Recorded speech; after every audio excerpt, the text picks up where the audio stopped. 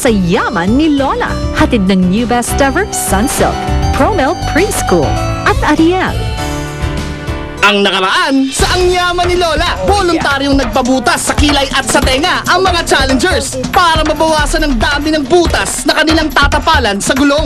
At para matapos agad nila ang first stage. Masakit pero dinadaan ko sa biro.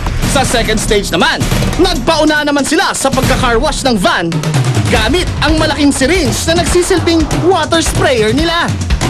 Matapos ang dalawang bahagi ng huling pagsubok, nangunguna sa total time si JC na may 14 minutes and 45 seconds. Umapangalawa naman si Mark na may 15 minutes and 39 seconds. Samantalang kulelat naman si Christian na mayroong 16 minutes and 6 seconds. Nakakaungos na si JC sa karera. Makabawi pa kaya sa last challenge sina Mark at Christian? Ulan ng pera, ang yaman ni Lola. Simple lang ang gagawin sa huling bahagi ng pagsubok ni Lola. Para sa mga finalist, kailangan lang nilang bombahan ng isang flat na gulong. Pero, imbes na demotor ang gagamitin nilang pambomba, isang bicycle pump lang ang ibibigay sa kanila. Dapat ay mapaabot nila ang air pressure sa loob ng gulong hanggang sa 30 pounds per square inch o 30 PSI. Kung handa ng lahat, Bogart at Mayordoma, agad-agad, simulan na!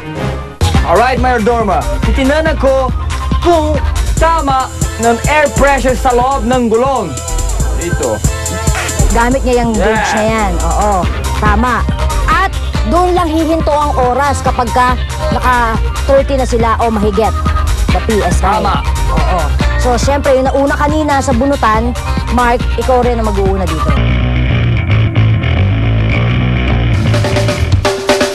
Unang sumabak sa bombahan si Mark. Unang hudyat. Handa ka na ba, Mark? Handa na! Alright, handa ka na ba? Handa na! Can I start? Yes! Alright, simula na agad-agad! Tandaan yung paa mo, ha? Yan. Kuha mo rin. Tandahan, baka naman masugat ka. Nakikita ko na ang pag-alsa ng gulong. Ang bilis mong bumomba, Mark! Para kang naka-fast forward! Yeah, it's an exercise. Sa bilis magbomba ni Mark, napaindak na tuloy sina Bogart at Mayordoma. Sumayaw tayo ng hip-hop. Yeah, it's an exercise. Sa palagay mo, okay ka na, Mark? Ipacheck mo muna kay Bogart kung ilang PSI na yan.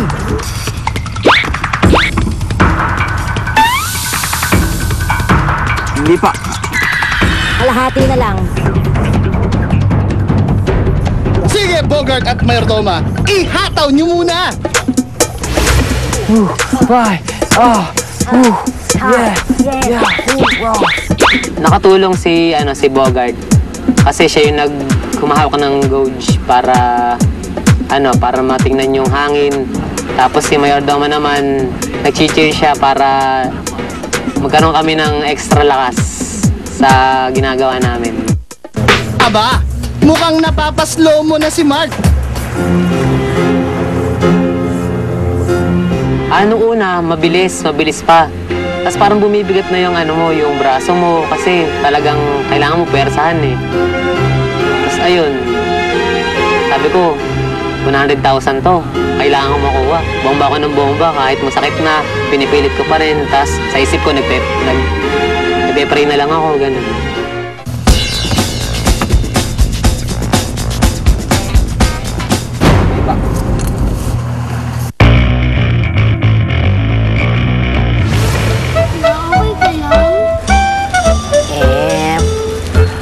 Masakit yung nasagasaan mo doon sa laruan.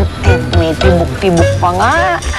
At saka siguro ililibing ko na yung kuko na namatay. Lola, sorry dahil binangga ko doon ang car ko. Baka naman sinadya mo, Agapito. Paano ko naman sasakyan na si Lola yan? Stop! The kid is already crying and you keep...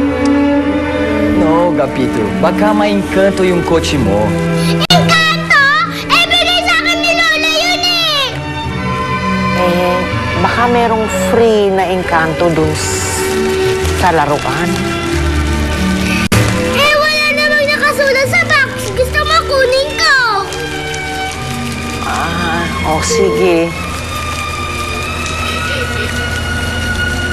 Matulog ka na lang.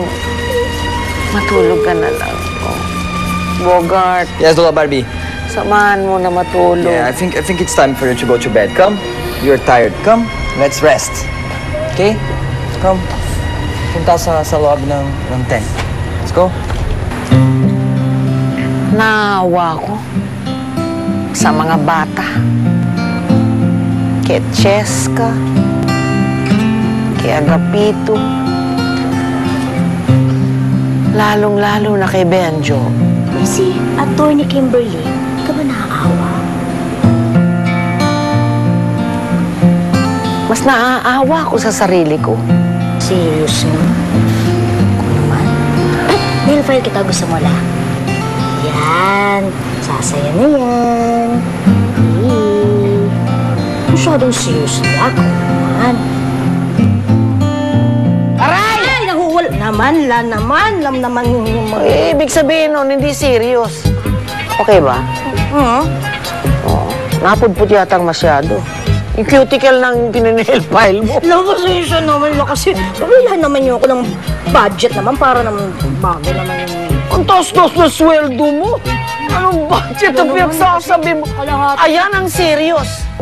Ang taas-taas na sweldo mo. Ang hindi lang mataas, ang height mo. Yaman ni Lola. Sa pagbabalik ng Ang Yaman ni Lola, JC at Christian, may pumping scene,